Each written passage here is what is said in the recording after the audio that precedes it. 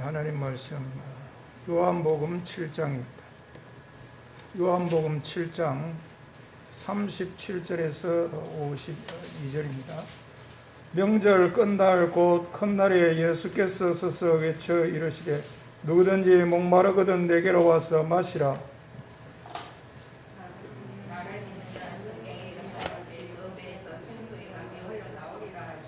이는 그를 믿는 자들이 받을 성령을 가리켜 말씀하신 것이라. 예수께서 아직 영광을 받지 아니하셨으므로 성령이 아직 그들에게 계시지 아니하시더라.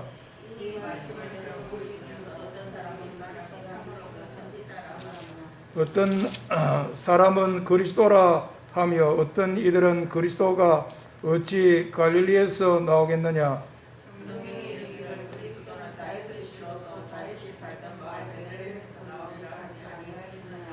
예수로 말미암아 무리 중에도 쟁론이 되니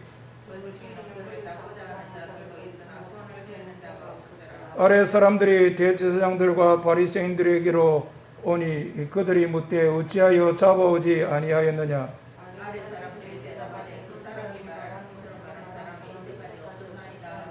바리새인들이 대답하되 너희도 미혹되었느냐. 율법을 알지 못하는 이 무리는 저주를 받은 자로다. 우리의 율법은 사람의 말을 듣고 그 행한 것을 알기 전에 심판하느냐.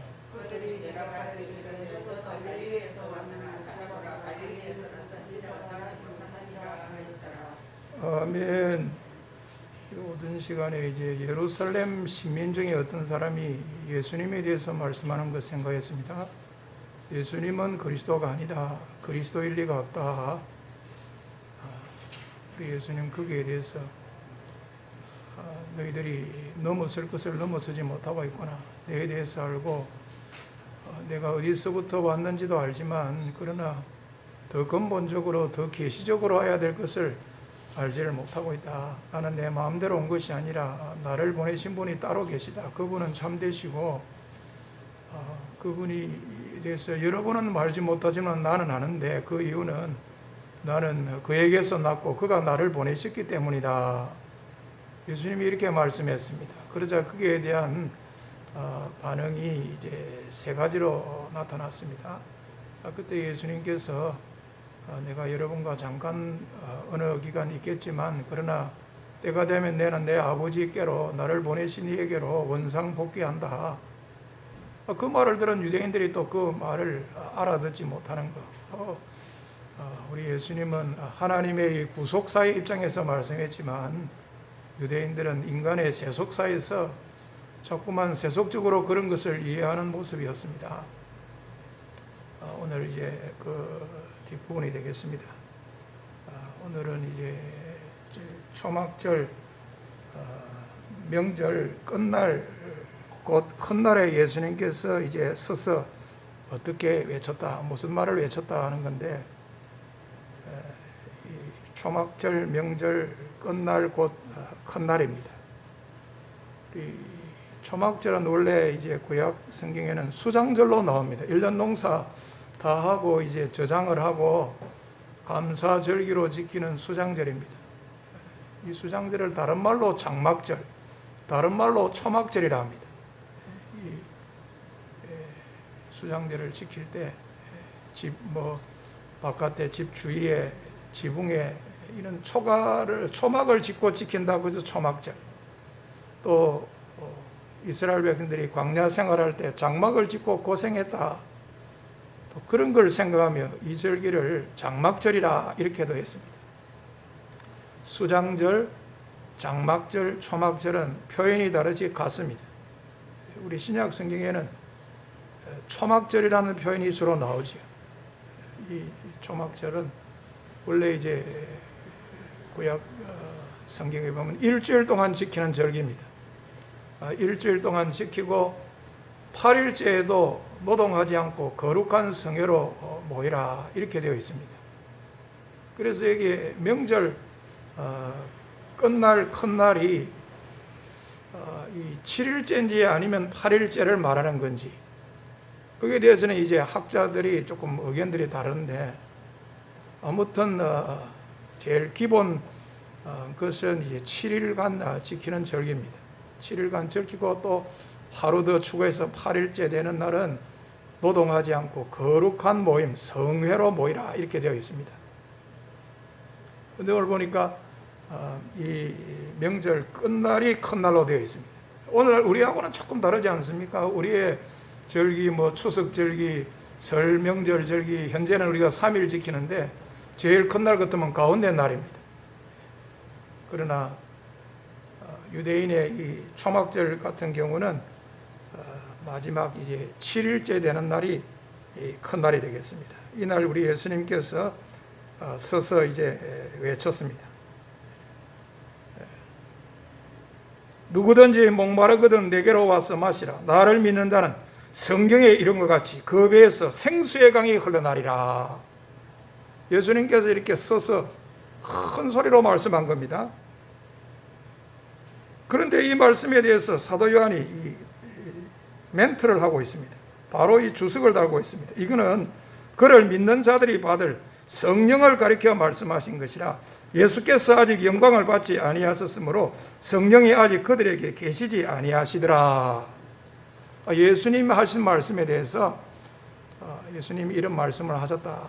이것을 이제 사도 요한이 기록하고 난 뒤에 이 말씀에 대한 이 주석을 달아서 요한 자기의 이 글을 이렇게 기록하고 있습니다. 그러니까 요한의 이런 멘트, 주석과 함께 예수님의 말씀을 생각해 보노라면, 예수님의 이 말씀은 곧 바로 불언관에 미구에 이렇게 되어질 것을 말씀한 것 아닙니다.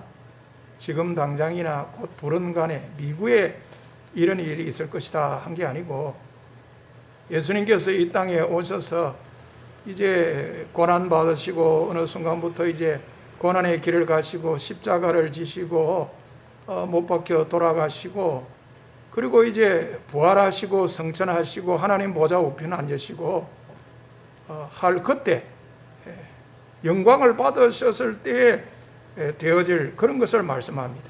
그러니까 이 땅에서 우리 예수님의 구속의 사역을 다 마치시고 다시 이제 하나님 아버지께로 돌아가셨을 때, 곧 예수님으로서는 영광을 받으셨을 때, 그때 되어질 것을 어느 정도 이제 기간을 두고 미래에 있을 것을 이렇게 말씀하신 것이다, 이렇게 볼 수 있습니다. 우리 예수님께서도 그런 말씀하지 않았습니다. 내가 떠나는 게 여러분에게 유익하다. 내가 떠나지 않으면 보혜사가 여러분에게 오지 않을 거고, 내가 떠나면 가면 내가 보혜사를 여러분에게 보이리라 그랬습니다. 그러니까 예수님께서 이 땅의 구속의 사역을 다 마치시고 하나님께로 이제 다시 돌아가셨을 때, 그때 이제 보혜사, 곧 이제 성령을 보내실 그것을 말씀합니다. 그러니까 예수님의 말씀을 멘트한 사도 요한의 말씀을 보면 예수님의 이 약속하신 말씀이 이루어지는 때가 오순절 아닙니까? 오순절 마가야 다락방에 우리 예수님께서 말씀하신 보혜사 성령님이 임하게 된 겁니다. 그러니까 이 일은 오순절과 그 후에 이제 예수님을 믿는 사람들이 받을 이게 성령을 가리켜 말한 겁니다. 그런데 이 성령은 예수님께서 아직 영광을 받지 아니하셨으므로 성령이 아직 그들에게 계시지 아니하시더라, 이렇게 말하고 있습니다. 우리 예수님이 이 땅에 계셨을 때는 보혜사 성령님이 오실 필요가 없습니다. 내가 가는 게 유력하다. 가면 내가 보혜사 성령을 여러분에게 보일 기다. 예수님 그러셨습니다.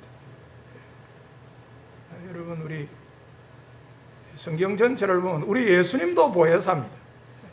예수님이 그랬습니다.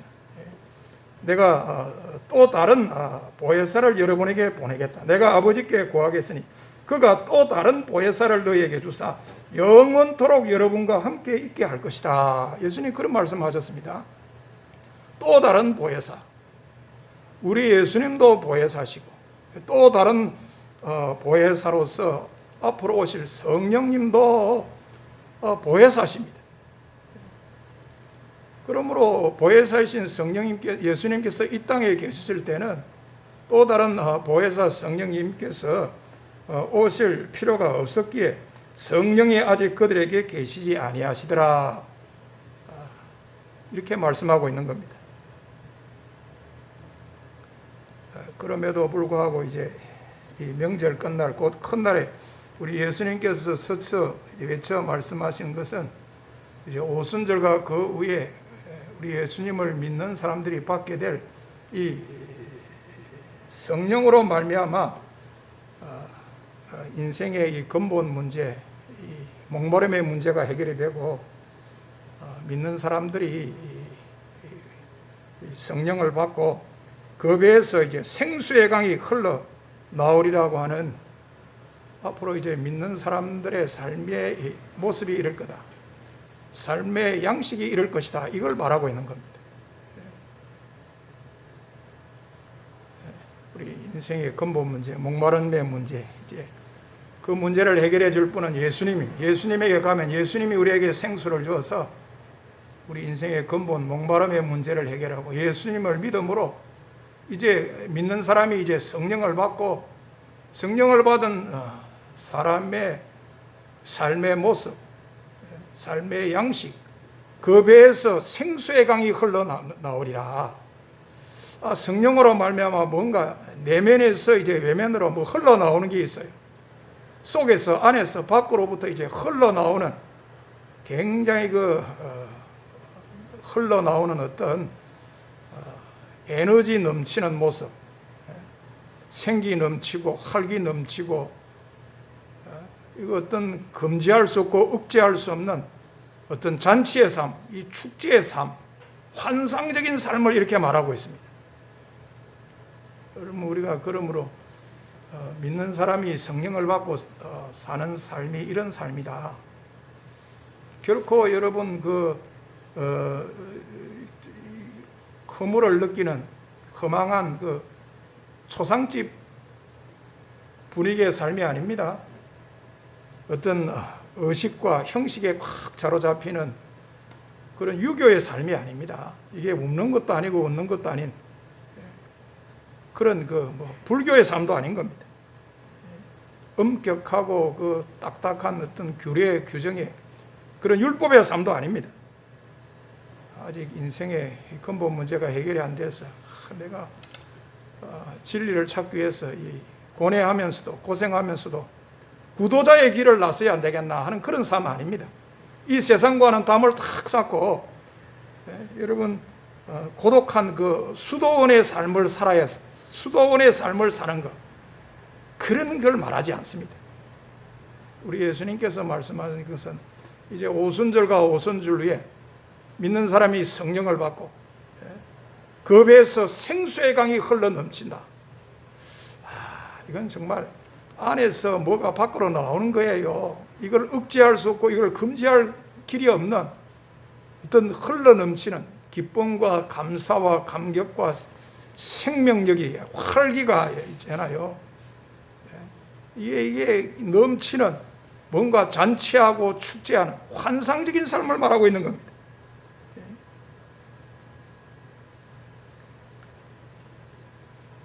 그런데 이런 걸 생각하면 우리 성령님에 대해서 그런 생각입니다. 우리 성령님은 같습니다. 성령님은 구약시대의 성령님이나 신약시대의 성령님이나 동일한 한 분 성령님이세요. 구약의 성령님이 따로 있고 신약의 성령님이 따로 있고 성령님이 별도의 성령님이 계시구나, 그거 아닙니다. 우리 성령님은 한 분, 한 성령님, 변함이 없어요. 그러나 그 성령님이 이제 역사하는 그런 스타일이라 할까요? 그런 거는 이제 다릅니다. 오순절을 기준으로 해볼 때 그 전에는 주로 이제 이 구약 시절에는 이 성령님의 역사가 이제 특별한 사람에게 특별한 목적을 가지고 특별한 기간 동안에만 그렇게 임하고, 또 그런 게 맞았을 때는 성령님이 또 떠나는, 성령님이 거두어지는 그런 것이었습니다. 그러니까 성령님의 역사가 아주 그 임시적이고 일시적이고 간헐적이고 개별적이라 하면, 이제 오순절 이후는 성령님의 역사가 보편적이고 개방적이고, 이제 잠깐 필요에 따라서 목적을 이루어서 그 사람에게 머무는 것이 아니라 그 사람과 함께 영원토록 머문다. 영원토록 너와 함께 있으리라. 우리 예수님 말씀대로 그렇다. 우리 예수님이 보혜사로 땅에 계셨을 때는 또 다른 보혜사가 오실 필요가 없었기에 성령이 아직 그들에게 계시지 아니하더라 그랬는데,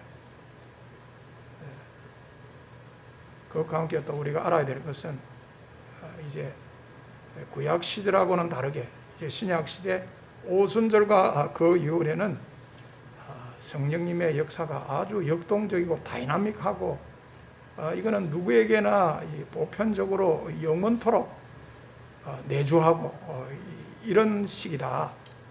그럼 우리 성령님의 역사하는 방법, 이런 것에 대해서도 우리가 알 필요가 있습니다. 그런데 이 말씀을 들은 무리 중에서 반응이 또 갈립니다. 어떤 사람은 어떻게 말하느냐, 이 사람이 참으로 그 선지자라. 이분 말하는 걸 보면 그 선지자, 그 선지자라는 건 아주 자기들이 우러러보고 대단한 사람으로 생각한다는 거예요. 선지자라고 했을 때 이분은 예언자고 하나님의 뜻을 누구보다 먼저 알고 앞을 것을 말하는 예언자다. 이 신의 계시를 접하고 신을 대신하는 사람이다. 땅에서는 아마 가장 존경해야 될 사람으로 여기는 사람이 선지자입니다. 우리 세례요한이 대단할 때 사람들이 가서 세례요한 당신 누군지 좀 말하라 할 때 그리스도냐 말하라 그랬습니다. 그리스도 아니라. 그러면 그 선지자냐? 모세가 나와 같은 선지자 한 명을 일어난다 했는데 모세가 예언한 그 선지자냐? 그리 모르. 아니라니까. 그러면 당신이 엘리야냐? 그리스도냐? 그 선지자냐? 엘리자냐? 다 틀렸습니다. 나는 그런 사람이 아닙니다. 주의 길을 예비하라고 광야에서 외치는 내 소리입니다. 우리 그렇게 말씀한 거 알지 않습니까? 그 선지자다. 대단하게 보는 겁니다. 또 어떤 사람은 아예 그리스도다. 이렇게 이야기하는 사람도 있습니다. 또 어떤 사람은 말하면 그리스도가 어찌 갈릴리에서 나오겠느냐. 주 예수라는 사람은 갈릴리 나사렛 출신 아이가. 우리 성경에 보면 그리스도는 다윗의 후손으로서 다윗의 고향인 베들레헴에서 나온다고 안 했나? 미가스 선지자가 그렇게 예언한 거 아니나? 갈릴리에서 나온 두 사람 보고 그리스도라니 그 말도 안 된다. 그렇게 주장하는 사람도 있었습니다. 그리고 이 예수님으로 말미암아 무리 중에서 쟁론이 일어나게 됩니다. 논쟁이 생기게 된 거예요. 예수님에 대한 의견이 다른 것으로 말미암아 무리 중에서 이제 논쟁이 생기게 된 거예요. 이런 가운데서 그 중에는 예수님을 잡고자 하는 자들도 있었으나 그러나 손을 대는 자가 없었습니다. 오전에 생각했습니다. 우리 예수님의 그 성전에서 말씀을 듣고 아주 강한 매파 바리새인과 이 제사장들이 손을 잡고 안 되겠다, 하인들을 보내서 예수님을 잡아오도록 해야 되겠다 했습니다. 그 예수님을 잡으러 간 그 하인들입니다. 예수님에게 손을 댈 수가 없어 손을 대지 아니한 거예요. 그래 빈손으로 돌아간 거예요. 그러니까 이 하인들을 보낸 사람들이 묻습니다. 너희들 와 그 예수라는 사람 잡아오라 했는데, 체포해오라 했는데 그냥 왔노? 빈손으로 맨손으로 왔노? 이렇게 한 거예요. 그러니까 그들이 어떻게 대답합니까? 우리가 가봤는데, 그래 우리 제사장님들하고 바리새인들께서 우리에게 그런 임무를 줘서 우리가 갔는데 듣고 보니까 그 사람처럼, 그 사람이 말하는 것처럼 말한 사람은 이때까지 없었습니다. 그렇게 이야기하는 거예요. 그러니까 바리새인들이 어떻게 말합니까? 너희도 그 예수라는 사람에게 꼬였나? 그 사상에 물들었나? 미혹되었느냐? 당국자들이나 우리는 중에 그를 믿는 사람 있느냐? 우리는 없다. 우리는 율법을 안다. 율법에 비춰보면 그 예수라는 사람은 영 엉터리야. 그런 그 가르침에게 현혹되고 미혹되고 하지 않아. 우리 중에는 그런 사람이 없잖아. 너희는 보니까 그런 사람이 미혹되고 현혹되는 것 같구만. 그 율법을 몰라서 그런 거 아이가? 아이고, 율법을 안다는 자기들과 율법을 자기들 눈에 볼 때는 모르는 사람같이 보는 사람하고 차별화하지 않습니다. 우리는 여러분하고 다르다. 여러분 율법을 모르는, 그래서 그 사람의 가르침에 유혹되고 귀를 기울이는 저주를 받은 사람이다 라고 선을 그으면서 이렇게 말을 한 거예요. 그러니까 굉장히 무시하고 무한을 주고 아랫 사람들하고 막 굉장히 폄하하고 그렇게 나간 것 아닙니까? 그런데 그 중에 있었던 한 사람, 바리새파 중에 한 사람, 전에 예수님께 왔던 니고다라는 사람이 말합니다. 바리새인 중에 니고데모라는 사람, 유대인의 관은 어느 날 밤에 예수님에게 찾아와서 예수님과 대화를 나눈 그런 적이 있지 않습니까? 요한복음 3장에 거듭남의 문제를, 예수님이 볼 때 너 다른 거 필요 없고 너 거듭나기부터 해야 돼. 거듭나라. 그렇게 하신 적이 있지 않습니까? 그 예수님 찾아갔던 그 니고데모가 거기에서 말을 하는 거예요. 정당하고 절차 있는 공정한 법치를 이야기합니다. 우리 율법도 사람을 판결하거나 심판하거나 재판하기 전에는 먼저 그 사람의 말을 들어보고 그가 한 일을 알아보도록 되어 있지 않습니까? 그런데도 먼저 잡아오게 하고 잡아오지 못한 하인들이라고 해서 그들에게 그런 험한 말을 할 수가 있습니까? 공정이나 법치를 무시하고 그건 따르지 않고 너무 과속하는 거 아닙니까? 그런 분위기 가운데 니고데모가 정말 하기 어려운 말을 한 겁니다. 보통 사람 같으면 그런 말을 못하지. 어떻게 하겠습니까? 미삐해 갖고 막 크게 막 억울한 일을 당할 가능성과 위험성이 얼마든지 있는 그런 것 아닙니까? 그곳이 어떤 곳입니까? 그곳에 있는 사람들이 어떤 사람들입니까? 유대교의 최고 지도자라는 사람, 지도부라고 하는 사람들이 모여있는 그런 곳입니다. 그런 곳에서 바리새파 중에, 그래도 그 사람도 바리새파예요. 중에 한 사람 니고데모가 어떻게 보면 아주 쓴소리를 하지 않, 들을 안 하고 쓴소리를 한 거예요. 어떻게 보면 그 전국을 찌르는 말이죠. 사실 전국을 찌르는 말이에요. 이 니고데모가 아마 예수님에 대해서 생각하는 게 좀 있는 모양입니다.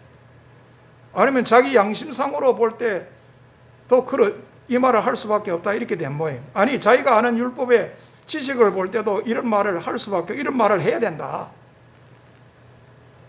그렇게 생각했기에 우리 율법도 공정과 법치가 먼저지 않느냐. 막 급하다고 해서 그거 다 무시하고 그렇게 하라고 하는 게 율법이 아니지 않습니까? 막 이런 식으로 이야기한 거예요. 여러분, 사람에게는 그런 게 있습니다. 공정 좋아하네.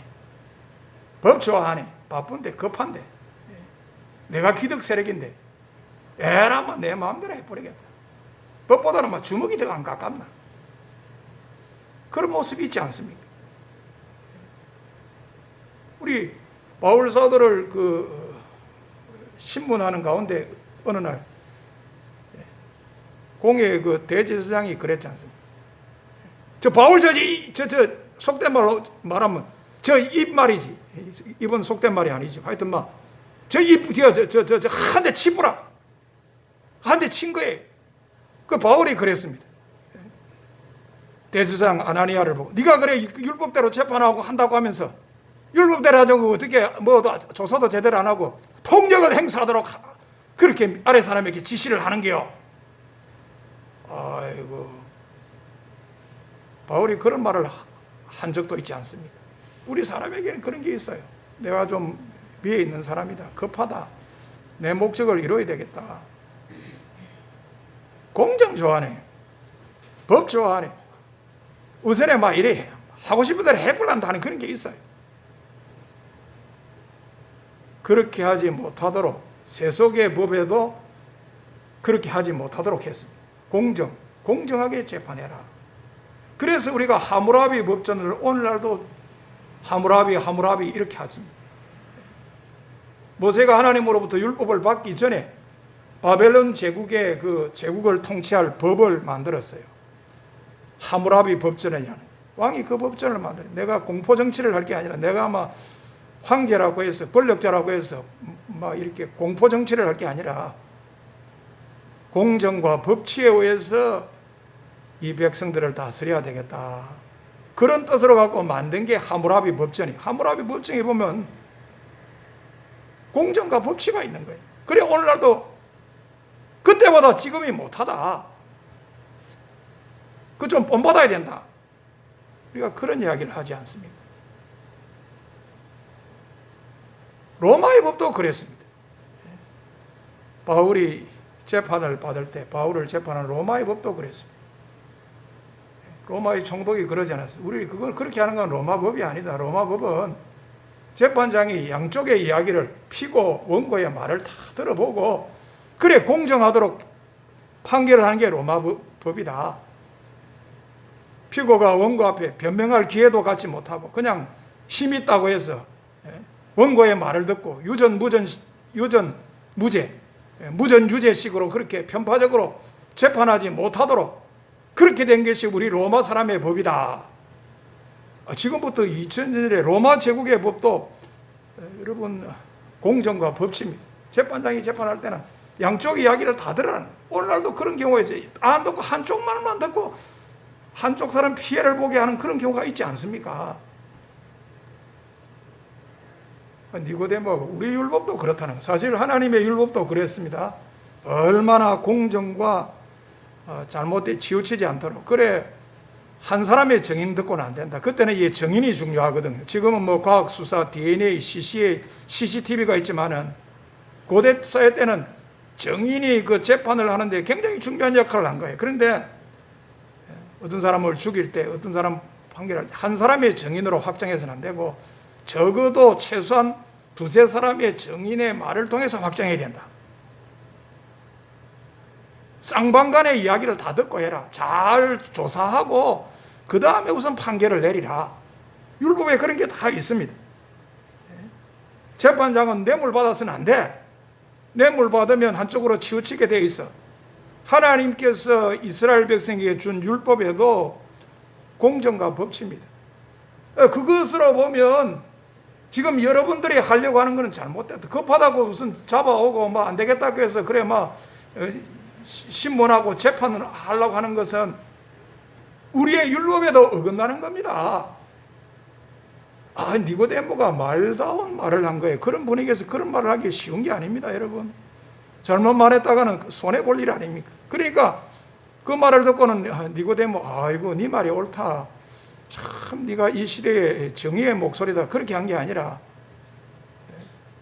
오히려 무안을 주지 않습니다. 니도 갈릴리 출신이가. 저 예수라는 청년 갈릴리 출신인데 니도 갈릴리 사람이가. 우리 성경은 어디에도 봐라. 갈릴리에서 무슨 선지자가 나고 그런 걸출한 인물이 난다는 게 어디에 있노? 성경 아무데도 그런 게 없다. 당신이 그런 거 말하는 거 율법을 몰라서 그런 거다. 당신 그런 말을 하면 율법 모르는 사람이라고 무시를 당할게요. 말 조심하시오. 막 그런 식으로 나가게 되는 걸 보게 됩니다. 말씀을 정리합니다. 오늘 우리 초막절 절기 이제 마지막 큰 날 우리 예수님이 서서 어떤 말씀을 했다. 그리고 그 말씀의 뜻은 이런 거다. 요한 사도가 멘트를 달았습니다. 그리고 거기에 대해서 이런저런 반응이 있었다. 그 중에 잡으러 간 사람이 잡으러 오지 못했는데 왜 못 잡아왔느냐. 그 사람처럼 그리 말하는 사람은 없었다. 니도 그 꼬였나. 니고데모가 말을 듣고는 그래 우리 율법에도 공정이 있고 법치가 있는데 그 시킨 사람이 잘못 시킨 겁니다. 이런 식으로 나가니까 그런 말 계속하면 너 율법 모르는 사람에게 무시당할 수밖에 없어. 말 조심해. 이런 분위기가 되었다 하는 것을 우리가 생각했습니다. 우리가 오늘 이 말씀을 생각하는 가운데 우리가 가장 눈여겨봐야 될 것은 뭐겠습니까? 우리 예수님 믿는 사람은 성령의 삶이라는 겁니다.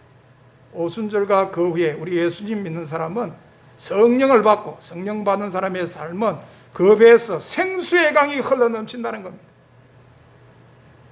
어떻습니까? 우리가 지금 성령 받고 내 배에서 생수의 강이 흘러넘치는 그런 삶을 살고 있는 것 같습니까? 뭔가 내 속에서 밖으로 흘러나오는 것, 안에 꽉 차서 말이죠. 이게 안에 있을 수가 없어서 자연스럽게 바깥으로 외부로 흘러나오는, 내가 억제할 수 없는 어떤 감사와 감격, 기쁨, 즐거움, 어떤 에너지, 활기, 생기, 이 금지할 수 없는 어떤 그런 게 흘러나오고 있습니까? 조금 어려우면 근심 걱정이고 한숨이나 쉬고 부정적이 되고 운명에 맡겨서 살려 하고 더 이상 도전 같은 거 안 하려 하고 주저앉아 버리려 하고 뒤로 물러서려 하고, 우리의 삶의 모습은 그렇지는 않습니까? 우리 성도의 삶은 여러분 우리 성령의 삶이다. 성령 늘 생각이 되겠습니다. 내가 무슨 말을 해도 성령의 말하게 하심을 따라 말한다. 내가 누구를 가르쳐도 이 성령께서 가르친 것으로 하겠다. 사람의 지혜가 가르친 말로 내 하지 않겠다. 내가 무슨 말을 하고 전도를 할 때도 성령의 나타남과 능력으로 하겠다. 내 말 잘한다고 하는 내 이 미사유구를 사용한 이 설득력 있는 말 갖고 전도하면 잘하려고 하면 안 되겠나? 그렇게 하지 않겠다. 다만 성령의 나타남과 능력으로 전도하려고 하는, 나는 내 삶이 전도할 때도 내 성령의 삶이다. 내가 봉사를 해도 내 힘으로 무슨 봉사하려고 하는 것이 아니라 성령으로 봉사하려고 하는 내 이 성령의 삶이다. 하나님의 성령으로 봉사하며 그리스도 예수로 자랑하고 육체를 신뢰하지 아니하는 우리가 곧 할례파라 하는 그 말씀 그대로 나는 무슨 봉사를 할 때도 하나님의 성령으로 봉사한다. 내 삶의 전 영역에 성령이 깔려져 있지 않는 부분이 없다. 내 삶의 전 영역이 성령과 함께고 성령의 인도하심이고 성령의 통치다. 나는 성령의 삶이다. 성령이 계시네. 할렐루야 함께 계시네. 좁은 길을 걸으며 밤낮 기뻐하는 것 주의 영이 함께함이라. 네, 이런 성령의 삶이다. 이렇게 되어야 되겠습니다. 성령에 계시네. 할렐루야 함께 하시네. 좁은 길을 걸으며 밤낮 기뻐하는 것 주의 영이 함께함이라. 찬송가 191장입니다.